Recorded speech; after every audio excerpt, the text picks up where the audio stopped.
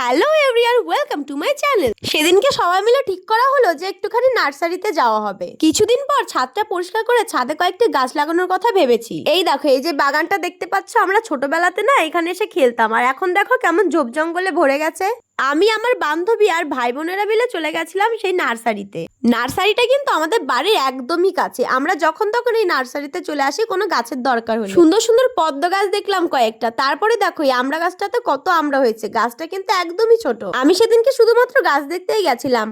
আমার সাথে যারা গেছিল ওরা কিন্তু বেশ অনেকগুলো গাছ নিয়েছিল। বেশ সুন্দর সুন্দর হাইব্রিড জবা গাছ ছিল এখানে, সেইগুলোই আমরা দেখছিলাম। এখানে তো শুধু লক্ষ্মী জবাতেই ভরা। তারপরে অন্য গাছগুলোকে আমরা দেখতে চলে যাই এবং তার মধ্যে দেখতে পেই হলুদ রঙের জবা ফুলটা। আমি ছাদে আপাতত কয়েকটা ফলের গাছ লাগাতে চাই, তার জন্য ফল গাছ দেখতে চলে গেছিলাম। যেহেতু একদম আমাদের বাড়ির পাশে এই নার্সারিটা, তাই আমার লোকজনকে খুব ভালো করেই চিনি। ওনাদের উঠানে হয়েছিল এই মালটা লেবুর গাছটা। এই ঠাকুমাদের বাড়ির সামনেতে বেশ সুন্দর একটা টেকম ফুলের গাছও লাগানো ছিল।